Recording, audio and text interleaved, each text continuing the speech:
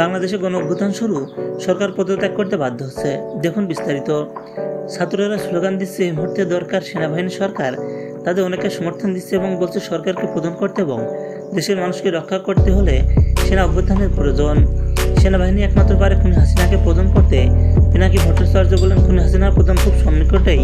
খুনি হাসিনা পালাবার পথ পাবে না। আমাদের ভাই বোনের শহীদের রক্ত বৃথা যেতে পারে না। এর হিসাব খুনি হাসিনাকেই দিতে হবে। কোটা সংস্কার আন্দোলনকে কেন্দ্র করে গ্রেপ্তার শিক্ষার্থীদের মুক্তি, মামলা প্রত্যাহার ও হত্যায় জড়িতদের বিচারের আওতায় আনতে সরকারকে 24 ঘন্টার সময় বেঁধে দিয়েছেন আন্দোলনকারীরা। এই সময়ের মধ্যে এসব দাবি পূরণ না হলে কঠোর কর্মসূচির হুঁশিয়ারি দেন আন্দোলনকারীরা।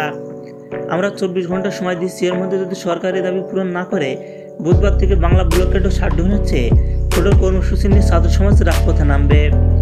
সংবাদ সম্মেলনে আব্দুল হান্নান মাসুদের সঙ্গে আরেক সমন্বয়ক মাহেন সরকার, রিফাত রশিদ উপস্থিত ছিলেন। সংবাদ সম্মেলনে তিনি সরকারকে অতি দ্রুত সব অংশীজনদের সঙ্গে আলাপ আলোচনা করে কমিশন গঠন করে সুপারিশ অনুযায়ী সংসদে আইন পাশ করার আহ্বান জানান। সারা দেশে অনলাইন ও অফলাইন রাষ্ট্রীয় গণহত্যা ও অফিসারের বিরুদ্ধে প্রচার প্রচারণা তুলে ধরব, গ্রাফিতি ও দেওয়াল লিখন করব। বিদেশে যারা আছেন তারা প্রত্যেকটি ডকুমেন্টেশন বিভিন্ন এম্বাসিতে পাঠিয়ে দেওয়ার অনুরোধ করছি। সার্বিক বিষয়ে পরশুদিন আমরা বিশ্ব বিবেকের কাছে আমরা ব্রিফ করব, গণহত্যার ডকুমেন্ট তুলে ধরব। সংবাদ সম্মেলনে তার অভিযোগ, সারা দেশে 3,500-এর বেশি শিক্ষার্থীকে বিভিন্ন মামলায় গ্রেপ্তার করা হয়েছে। অনেক শিক্ষার্থীকে বাসা থেকে তুলে নিয়ে গুম করা হয়েছে।